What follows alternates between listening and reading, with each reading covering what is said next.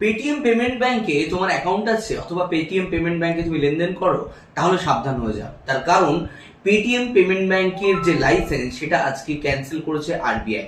কি তারা যুক্তি দিয়েছে, কেন তারা ক্যান্সেল করলো, তার কারণ হচ্ছে এই ব্যাংক নাকি তাদের গাইডলাইন মেনে ঠিকঠাক নিয়ম মেনে চলছে না।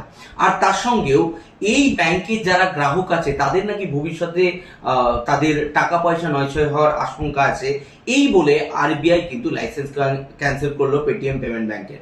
তোমরা হয়তো সকলেই জেনে থাকবে যে প্রথম কিন্তু পেটিএমই কিন্তু এই দেশে ডিজিটাল পেমেন্ট এই ব্যাপারটাকে চালু করেছিল, অ্যান্ড যেটাকে মোদী সরকার অথবা বলা যেতে পারে বর্তমান সরকার খুব ভালোভাবে সাপোর্ট করেছিল এবং এগিয়ে এসেছিল। প্রত্যেকটা পেটিএম পেমেন্টের ক্ষেত্রে কিন্তু আমরা দেখতাম মোদী জির ছবি, আমাদের পিএম এর ছবি। কিন্তু কথাটা হচ্ছে এই যে যে নিয়ম নীতির ব্যাপারটা, এটিকে রেকটিফাই করার জন্য আরবিআই পেটিএম কে সময় দিতে পারতো। আর যদি পারতো কেন দিল না? এটা যদি অন্যান্য ব্যাংকের সাথে হতো তাহলে কি আরবিআই সেম কাজ করতো? তোমাদের কি মনে হয় অবশ্যই কমেন্টে জানাও।